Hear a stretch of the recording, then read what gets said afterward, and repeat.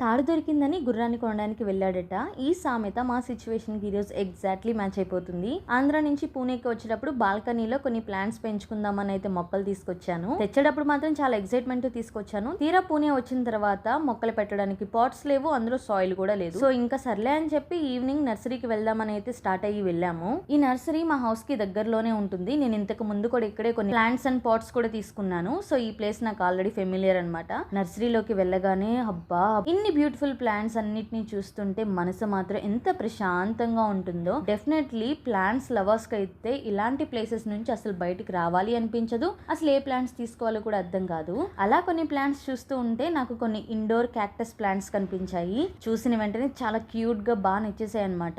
ఇంకా డెఫినెట్లీ ఈ ప్లాంట్ మాత్రం నేను తీసుకోవాల్సిందే అని చెప్పి ఒక ప్లాంట్ అయితే తీసుకున్నాను. వాటితో పాటు ఇంకొన్ని ఇండోర్ ప్లాంట్స్ కూడా తీసుకున్నాను. అలా ప్లాంట్ షాపింగ్ కంప్లీట్ చేసుకుని మనకి కావాల్సిన పాట్స్ అండ్ సాయిల్ కూడా తీసుకుని ఫైనల్లీ ఇంటికైతే వచ్చేసాం. ఇంకా ఇంటికి రాగానే డెఫినెట్లీ ఫస్ట్ ఈ రోజు అయితే ఈ మొక్కలన్నింటినీ మనం ప్లాంటేషన్ చేసేయాలి అనమాట. నేను నా బాల్కనీలో పెంచుకోవడానికి ఆంధ్ర నుంచి నాచు మొక్కలు తీసుకొచ్చాను. డిఫరెంట్ ఫ్లవర్స్ డిఫరెంట్ కలర్స్ లో ఉంటాయి. తీసుకొచ్చిన ఈ మొక్కలన్నింటినీ కూడా ఒక్కొక్కటిగా పాట్స్ లో అయితే పెట్టేస్తున్నాను. ఇవి బాగా గ్రో అయ్యి మంచి ఫ్లవర్స్ కూడా వస్తాయి.